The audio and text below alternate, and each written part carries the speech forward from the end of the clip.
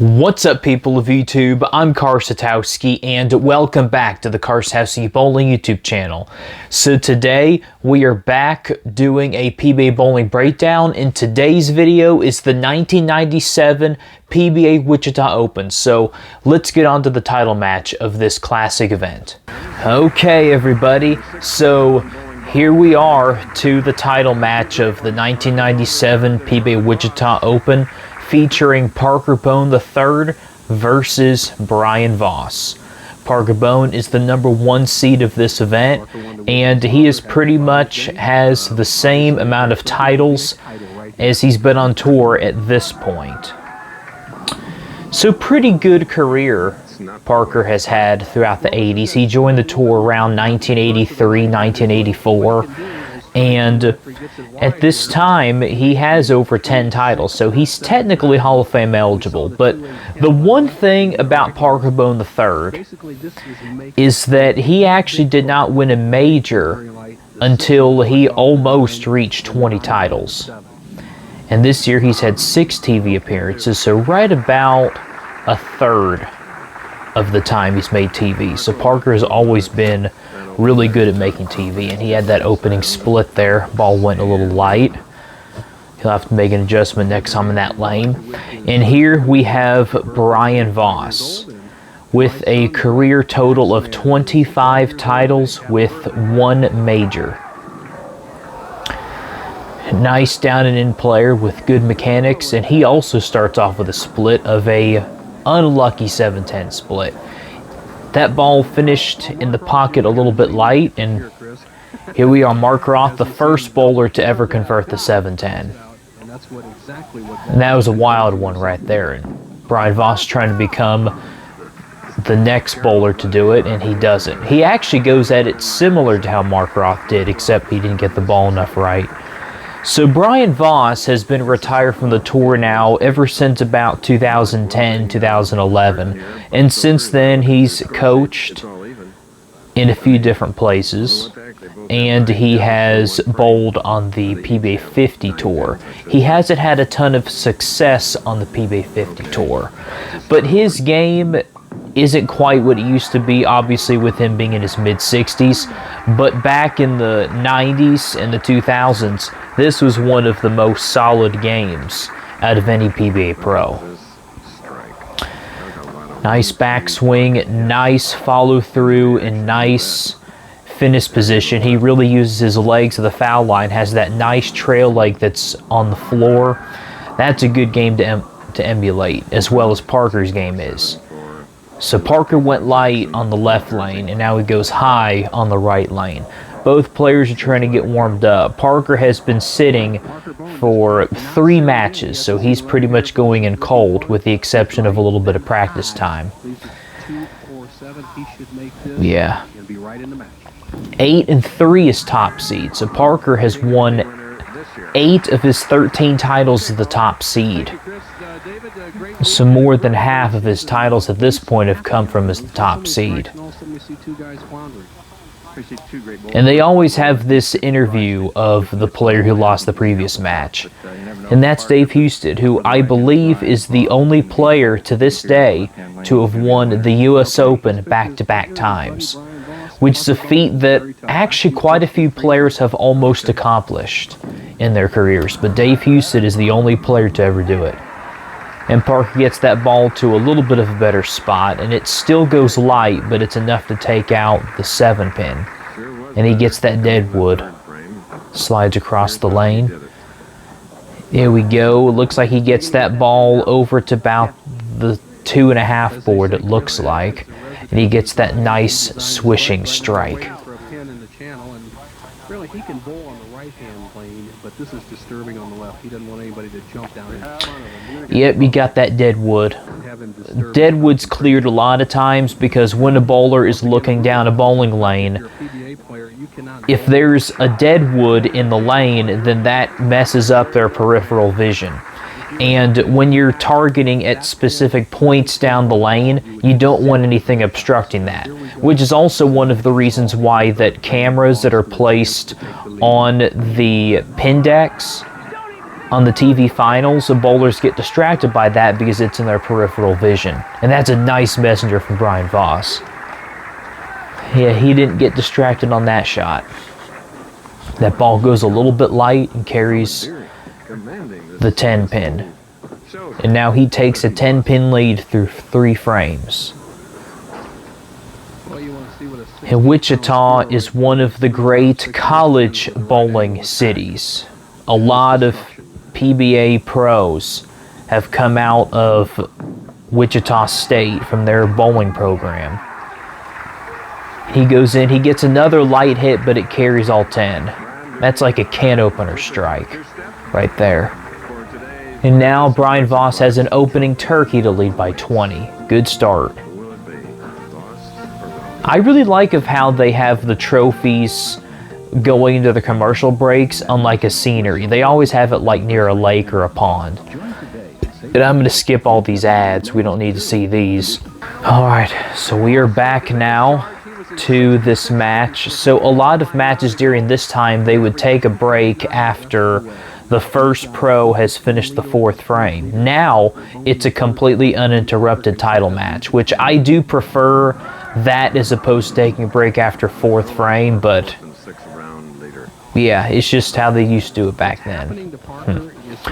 Parker's ball went light on that lane. It went high on that lane the last time he was up, and he made an adjustment and it didn't pan out too well. So Parker's struggling with his ball not hitting the pocket consistently.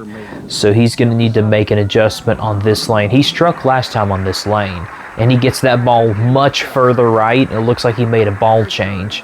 The ball finishes in the pocket a little bit light, but still has that light mixer strike. Now Brian Voss is on a turkey. Let's see if he can keep up the pressure. So Brian Voss actually won the Northwest Classic earlier in this season, so he's pretty red hot this year. That ball goes a little bit high, leaving the 4 pin. Still a pretty good shot though. He's playing a fairly direct line over at the track area, getting his ball in between the 2nd and 3rd arrows and getting his break point down to right about the 3 or 4 board.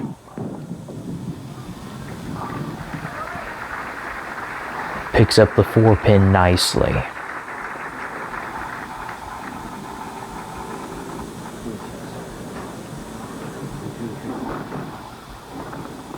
Voss everything in perfect position as Parker Bohn thinks about what he must do.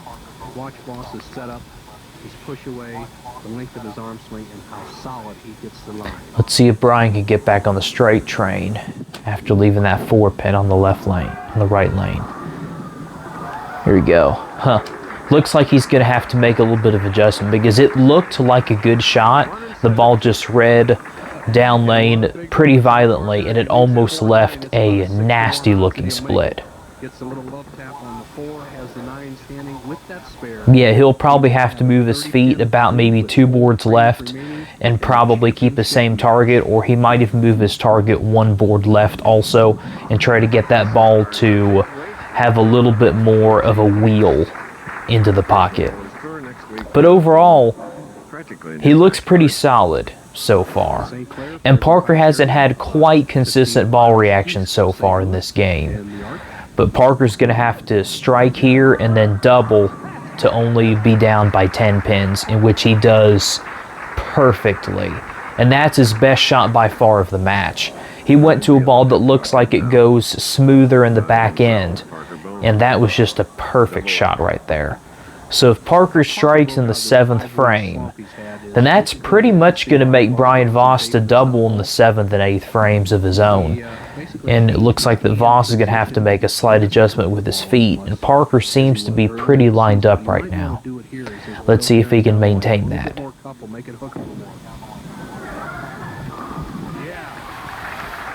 Yeah, Parker's getting his ball to go right about to that 2 board. 1 to 2 board on the left lane. And that ball finishes in the pocket pretty good. And now he's only down by 10 pins. So Brian Voss does not strike on this ball, then Parker can make it a ham bone in the 8th and take a lead here. And Brian has a nice shot right there. Nice shot. Pretty good. That's pretty much the exact adjustment he needed to make. There we go. Really nice adjustment right there. All 10 pretty much finish in the pit. Lane finishes in oil to have the ball toward the pins. You can't spin it or it skids too far. Now, Voss with a 10-pin lead can make it 20. Looks like he missed that one. Just a little bit left to me. Wasn't a bad shot. It's just he may not have made the adjustment that he needed to. Or he may have just missed too far left. Yeah, it looks like his break point was about 6 board. 6 or 7 board, and I think he's trying to get it to about 4 or 5. So that was just a miss left.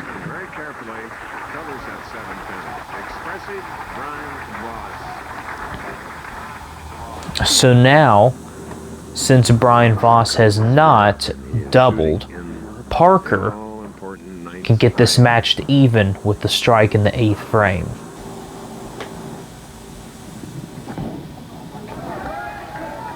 Ham bone! There we go. Bohn gets a ham bone in the 8th frame at the most critical time for him in this match. And now Parker can strike in the 9th frame and set himself up for the 10th frame, which will essentially force Brian Voss to pretty much get them all to force Parker to double in the 10th. But Parker needs this strike right here in the 9th frame. As Brian Voss is fiddling with this tape pretty much the entire match, it doesn't seem to affect him though. Nice looking shot. Oh my goodness. Now that looked like a really good shot to me. It's just that ball never did hook much. Let's see what happened here. The ball sails to the correct spot, but it just never gets to the pocket. Maybe he missed a little bit left. And this split is very, very difficult to go after. That was a good attempt though. But now, that basically means that Brian Voss can strike in the 9th to get the first 2 hits in the 10th frame to shut out Parker. That was a really bad miss right there. Parker needed that hit in the 9th frame. Nice shot by Voss. Goes a touch high and carries all 10. There you go. When an opponent gives you an opening, you go for it. And Parker is one of the better bowlers of this season. More consistent bowlers too. Look at that list. All-time money leaders. Look at that right there. Not including today. Brian Voss is number 5 on that list. Interesting that no bowler had reached $2 million in their career earnings in '97. And that was a great shot by Voss. And that's just about going to seal it up right there. The best shot possible for when you need it the most.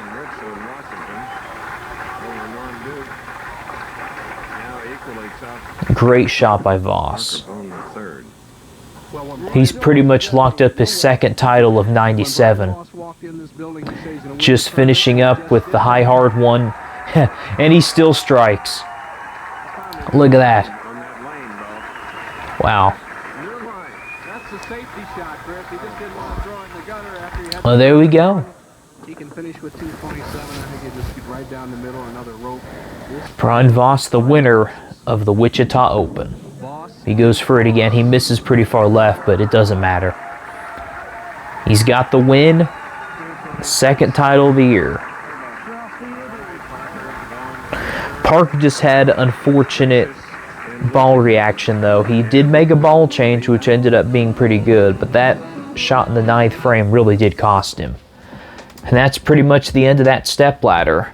All right.